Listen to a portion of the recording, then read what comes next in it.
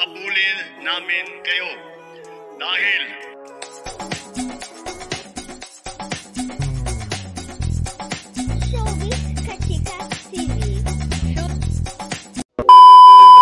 Hello mga kachika! Ngayong araw nga July 28, 2025 ay ginaganap nga ang State of the Nation Address 2025 or SONA 2025 ng ating Pangulo na si Pangulong Bongbong Marcos. At sa kauna-unahan ng pagkakataon ng SONA 2025 sa loob ng ilang dekada, walang red carpet sa North Wing or South Wing ng lobby ng Batasang Pambansa kung saan dinadaos nga ang SONA 2025. Ito nga daw ay bilang bahagi ng mas simpleng pagdaraos ng okasyon. Pero mapapansin naman na naroroon pa rin nga ang red carpet sa main lobby na siya namang pasukan patungong plenary hall. Kaya naman si Senator Kiko Pangilinan nga ay napawaw sa ginawang ito ng administrasyon dahil talaga namang lahat naman daw dapat ng okasyon ng gobyerno ay simple lamang na dinadaos. Samantala, dumako naman tayo sa mga OOTD ng mga politiko at ng mga personalidad na umattend nga sa SONA 2025 dahil alam naman nating lahat na ito nga ay inaabangan ng bawat netizens kung sino nga ba ang napakagarbo ng OOTD at sino nga ba ang mga worst dresser.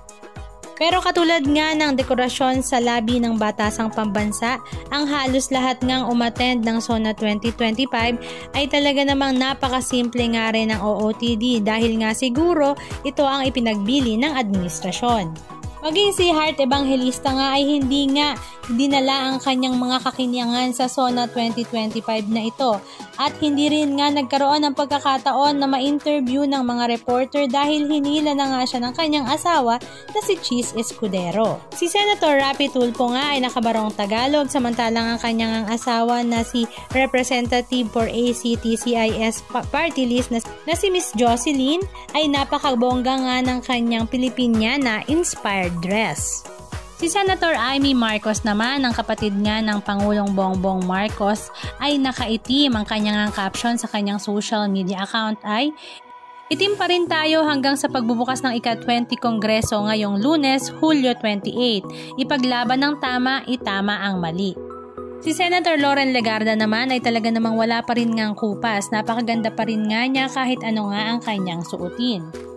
Samantala, si Senator Risa Hontiveros naman ay fully white nga ang OOTD at talaga namang lumambas nga ang kanyang ganda at ready to rock and roll. Si Senator Camille Villar naman ay naka-white Filipiniana dress at mukhang nasa pool nga siya ni PBBM patungkol nga daw sa patubig sa Maynila dahil lagi na lang daw walang tulo sa mga gripo ng bawat bahay. Spotted din nga sa SONA 2025 si Miss Universe 2015 Queen Pia Wurtzbach Johnson kung saan napakaganda nga niya sa kanyang white Filipiniana dress. Simple pero glamorosa pa rin nga ang lahat sa kanilang OOTD pero ang inabangan nga ng lahat ay ang statement nga ng ating Pangulo Bongbong Marcos na tumatak nga sa lahat. Ang sabi nga niya, "Wag na po tayong magkunwari, alam ng buong madla na nagkakaraket sa mga proyekto, mga kickback, mga initiative, errata, SOP for the boys. Kaya sa mga nakikipagsabwatan upang kunin ang pondo ng bayan at nakawin ang kinabukasan ng ating mamamayan, mahiya naman kayo sa inyong kapwa Pilipino, mahiya naman kayo sa mga kababayan nating naanod o nalubog sa mga pagbaha. Mahiya kayo lalo sa mga anak natin na magmamana ng mga utang na ginawa ninyo na binulsa nyo lang ang pera." Halika at panoorin natin ang ilan sa mga video clips ganap na kanilang ibinahagi sa kanilang mga social media accounts. Ready for the 20th Congress? Yes! Rock and roll!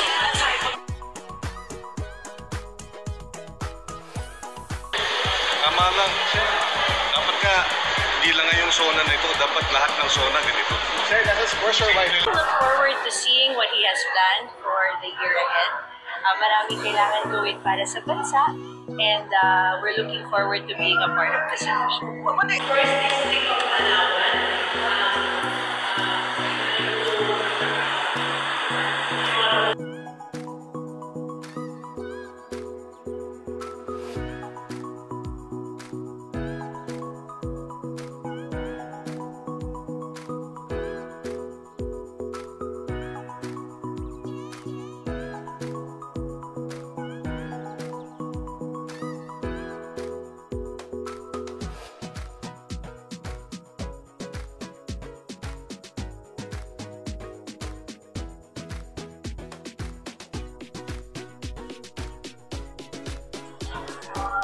Hi, sir. Hi, sir. Hi, Heart! Hi, Senator Cheese! Congrats! Heart, how do you feel about... Uy, kali ikaw yung tinanong ko, no? Ayaw sumount?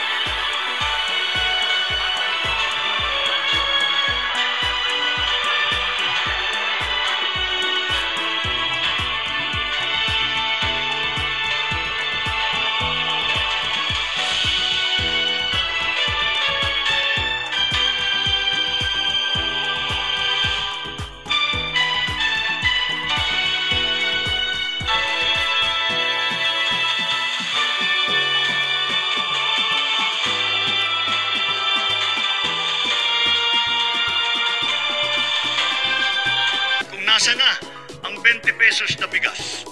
Ito ang aking tugon. Napatunayan na natin na kaya na natin ang 20 pesos sa bawat kilo ng bigas nang hindi malulugi ang ating mga magsasaka. At dahil sa ilalaan nating 113 bilyong piso upang palakasin ang mga programa ng DA, ilulunsad na natin ito sa buong bansa sa pamamagitan ng daan-daang kadiwa store at center sa iba't ibang lokal ng pamahalaan. Binabalaan ko ang mga trader na magtatangkang magmanipula ng presyo ng palay o ng bigas o manloloko ng mga magsasaka. Hahabulin namin kayo.